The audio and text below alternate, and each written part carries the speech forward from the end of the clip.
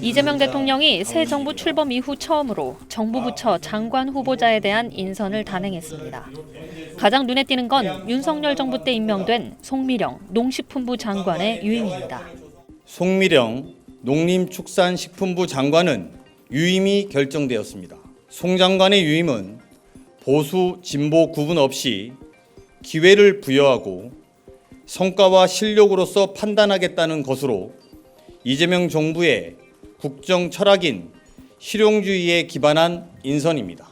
당이 바뀌었는데도 장관직에 유임된 건 이례적입니다. 송 장관은 양곡법과 농안법, 한우법 등 전 정부에서 민주당이 추진했던 법안들에 여러 차례 반대 의사를 밝혔으며 윤 전 대통령에게 거부권을 직접 요청하기도 했습니다. 이에 대해 대통령실 관계자는 송 장관이 새 정부의 철학과 국정 운영 방향에 동의하는 것으로 알고 있다면서 과거에 어떤 활동과 결정을 했든 새 정부에 보조를 맞출 것으로 생각한다면서 인선 배경을 설명했습니다. 국회 농해수위에 출석한 송 장관은 유임 발표에 대한 소감을 묻자 당황스러운 상태라면서도 책임감이 무겁다고 답변했습니다. 소감을 한마디 말씀해 주시죠. 예, 의원님 기회를 주셔서 감사합니다. 저도 상당히 당황스러운 지금 상태인데요. 일단 굉장히 지금 여러모로 어려운 시기이기 때문에 그 책임감이 상당히 무겁게 그 어느 때보다도 무겁게 여겨집니다. 분골쇄신하는 그런 자세로 최선을 다하겠습니다. 잘 부탁드리겠습니다. 다만 전종덕 진보당 의원은 도저히 용납할 수 없다. 당장 철회해야 한다고 인선에 반발하며 회의장을 나갔습니다. SBS 정경희입니다. 네. 관련해서 우리 송미령 장관님 이번 비상계엄에 대해서 어떻게 생각하십니까? 유법적인 비상계엄이다라고 말씀을 드린 제 의견에 동의하십니까? 제가 판단하기는 어렵다고 생각합니다, 의원님. 그럼 12월 12일 어제 대통령 담화에 대해서는 어떻게 보십니까? 담화를 사실은 그 시간에 다른 일을 하고 있어서 못 들었습니다. 장관님 그날 못 들었어도 언론에 다 나오고 하루 종일 그 내용으로 가지고 내용이 됐는데 거기 관련돼서 아무런 내용을 모른단 말이에요? 저는 요새 뉴스를 안 봅니다, 의원님. 참. 계엄이 선포되고 자토로 돌아가셨습니까? 네, 그렇습니다. 누구하고 상의도 안 했어요? 상의할 수가 없었습니다. 경황이 너무 없었습니다. 그게 장관으로서 지금 하실 말씀입니까? 죄송합니다. 비상계엄이 선포되고 국민들이 지금 거리로 나오고 그런 상황에서 하다못해 차관이나 관련 공무원들 소집을 명령을 하든지 해서 무슨 대책을 논의를 해야 될 거 아닙니까? 새벽에 내려가려고 집에 가서 대기하고 있었습니다. 주무셨어요? 아니요, 잠 수가 없었습니다. 몇 시에 그러면 해제 관련해서 전화를 받으셨어요? 새벽 2시경에 받았습니다. 두 분 장관님들 고생이 많으십니다.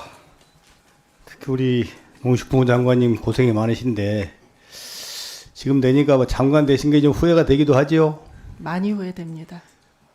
근데 누가 소개해서 장관 추천받으신 거예요? 전혀 모릅니다. 아직도 모르고 계세요? 네, 그렇습니다. 예. 다시 한번 앞에 우리 홍영환 의원님들께서 많이 질문이 계셨는데 대통령실 접견실에서 아마 회의가 진행된 모양인데 자리에 앉아서 아까 개선원도 없었고 안건 설명도 없었고 그랬다는데 맞습니다. 그럼 어떤 형식으로 누가 이 안건을 설명했습니까? 안건 설명이 아예 없었습니다. 없었고 그럼 무슨 말이 있었어요?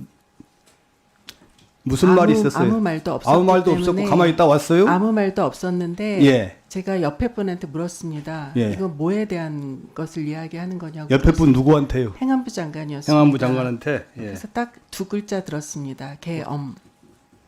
그냥 그러고 있다가 오셨어요? 그리고 제가 그리고 나서 아주 짧은 시간에 대통령께서 들어오셨고요. 네.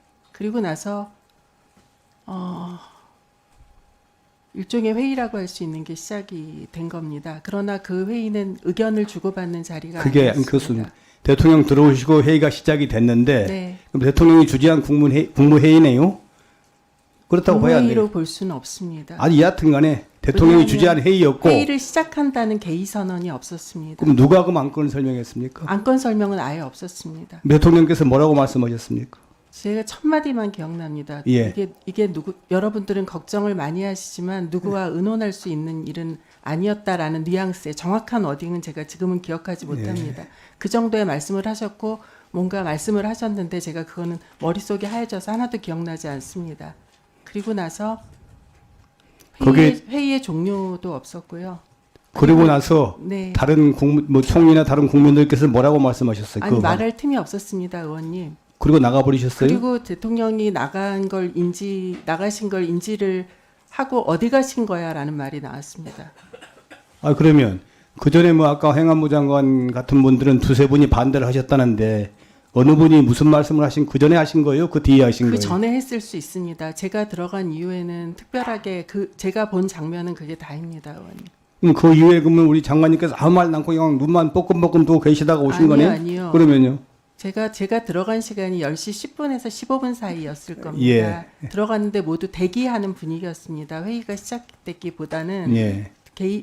대기하는 분위기였고 그 자리에서 의견들이 나왔는데 대단히 심각해 보였습니다. 그때는 대통령은 안 계시고 안 계셨습니다. 총리는 계셨고 총리님도 조금 후에 들어오셨기 때문에 예, 그때 네, 이제 이야기들이 그냥 난상 토론이 정식 회의 상태가 아닌 상태에서 맞습니다. 이야기가 그때 됐는데 이야기들이 되는 걸 저는 그때 봤고 예, 그때 그래서 저는 반대한 분이 누구가 반대하셨어요? 그때 이야기가 반대는 모든 분들이 이게 되게 이상한 상황이다라는 것에 대한 우려감이 여기저기서 나왔고요. 이게 명시적으로 네. 안 된다고 지금 다 안 기억나시는 분이 된다고 한 누구나 겁니다. 다 안 된다고 하셨다고요? 네, 다 이게 큰일 났다, 다 안 된다라는 이야기였고요.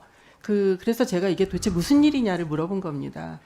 그때 그럼 찬성하신 분 누구셨습니까? 찬성하는 분은 한 분도 안 계셨습니다. 아니 국방부 장관 계셨어요, 안 계셨어요? 국방부 장관 그 자리에 안 계셨습니다. 안 계셨고 행안부 장관은 뭐라고 말씀하셨어요? 행안부 장관님은 별 말씀은 없으셨지만 행안부 장관님도 우려를 표하셨습니다. 법무부 장관님은요? 법무부 장관님도 우려를 표하셨던 것을 외교부 장관님은요? 외교부 장관님도 우려를 표하셨습니다. 산자부 장관님은요? 산자부 장관님은 자리에 계신 거 기억 안 납니다.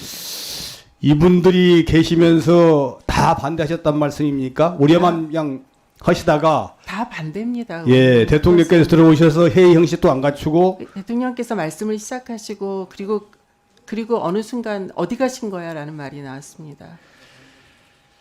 원래 계엄실무 편람에 따르면 계엄 포고문 대통령이 포고문을 발표를 하셨는데 발표하려면 총리, 국방부, 법무부, 행안부, 기재부 장관이 반드시 서명해야 된다고 돼 있어요. 네. 그런 서명 절차가 있었습니까? 없었습니다.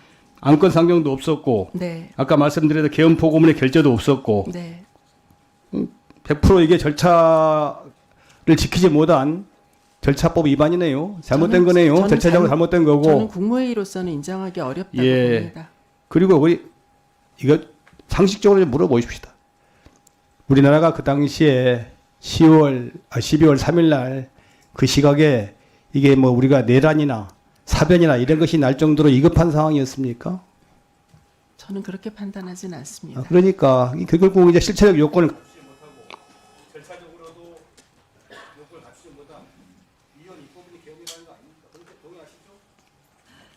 네. 뭐하러 그 높은 자리에 앉아 계십니까?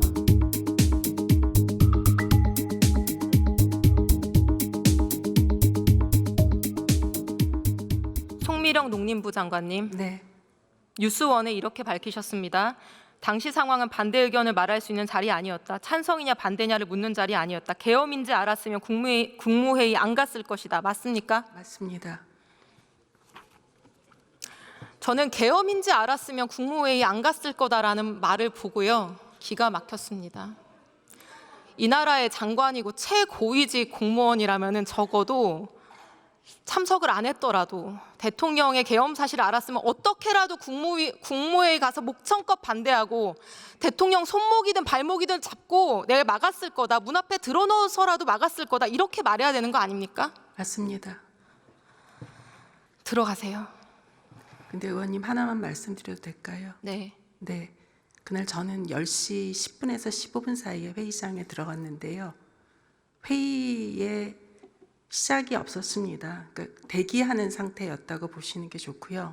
저는 전혀 상황을 몰랐기 때문에 무슨 회의를 하는 건지를 여쭈었습니다. 옆에 분에게. 딱 두 글자 들었습니다. 계엄 이런 말을 듣고 너무 놀라서 정말 정신이 없었습니다. 그래서 말도 안 된다, 막아야 됩니다 라고 이야기를 했고요. 그 자리에는 대통령은 계시지 않았습니다. 아닙니다. 네. 그렇게 하겠습니다. 대통령은 제가 언제 들어오셨습니까? 제 기억으로는 그렇게 대기실처럼 앉아 있는 상태에서 대통령께서 들어오셨습니다. 들어오셔서 그 시간을 기억할 수는 없습니다. 무척 짧은 시간 동안 계시다가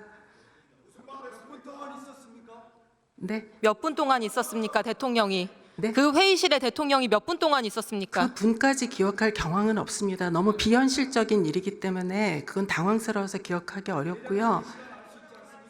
제 기억으로는 2, 3분 정도인데 그 자리에 계신 분들이 발표가 이루어지는 것도 사실은 그 자리에 회의에 있는 국무위원들은 사실 몰랐습니다. 그러니까 왜냐하면 회의의 끝이 없었기 때문입니다. 그러니까 지금 회의를 마칩니다라는 선언이 없는 상태에서 잠시 들어오셨다가 나가셨습니다. 나가셨고 앉아 계신 분들이 당황해하면서 어디 가신 거냐 이런 상황에서 누군가가 휴대전화로 틀었습니다. 근데 육성이 흘러나온 겁니다. 그래서 그런 상태입니다. 그러니까 의원님 말씀하신 대로 바짓가랑이라도 붙잡고 몸으로라도 막을 수 있는 그런 상황이 안 됐습니다. 그래서 정말 죄송합니다. 대통령이 2, 3분 동안 있을 동안 무슨 이야기를 했습니까? 제가 기억나는 건 아무것도 없고 첫 마디만 기억납니다. 누군가와 의논하지 않았다라고 말씀하셨습니다. 첫 마디는 그렇게 시작했고 저는 아무 생각이 안 났습니다. 머릿속이 하였습니다. 그런 이야기도 듣지 못했습니다. 아닙니다. 그거는 제가 확인할 길은 없습니다. 제 기억이 정확하지 않을 수 있습니다. 저는 그날 너무 경황이 없어서 정확하지 않을 수 있지만 제가 지금 기억하는 그리고 저는 이게 의무라고 생각합니다. 말씀을 소상히 드리는 게 제가 아는 범위 내에서 소상하게 드리는 게 의무라고 생각합니다. 그래서 네, 그 정도의 장관님. 기억이 남아 있습니다. 12월 3일에 대한민국에는 국무회의도 국무위원도 없었군요. 저는 국무회의라고 보기는 어렵다고 생각합니다. 들어가셔도 좋습니다. 네. 박성재 장관, 육부위라니까 더 길다고 했는데 2, 3분 아닙니까? 2, 3분 아니에요. 2, 3분. 지금 2, 3분 만난 거 아니에요, 대통령을. 무슨 얘기가 더 길어요? 자, 국무위원 여러분, 제가 이렇게 말씀드립니다. 여러분의 침묵과 방관이 지금 이 사태를 만든 겁니다. 12.12 군사 반란에 가담했던 이희성 계엄사령관, 주영복 국방부 장관이 여러분들과 똑같은 말을 했었습니다. 재판정에서. 나는 힘이 없었다. 할 수 있는 게 없었다. 슬라이드 보여주세요. 서울고등법원 이렇게 판결했습니다. 다른 사람의 힘에 밀려 그 소임을 다하지 못했다고 변명하는 것은 하급 관료의 일이고 피고인들과 같이 지위가 높고 책임이 막중한 경우에는 이러한 변명이 용납되지 않는다. 여러분보다 지위가 낮은 어떤 군인은 그날 성관이 진입 임무에 항의하다가 구타를 당했고요. 계엄에 차출된 어떤 방첩사 군인들은 편의점에서 라면 먹고 거리를 배회하다가 일부러 시간을 끌었습니다. 법무부 감찰관은 위헌적 계엄에 따른 명령 받아들일 수 없다면서 곧바로 사표로 저항을 했고요. 대한민국 최고위직에 계신 국무위원님들 정말로 부끄럽지 않습니까? 뭐하러 그 높은 자리에 앉아 계십니까?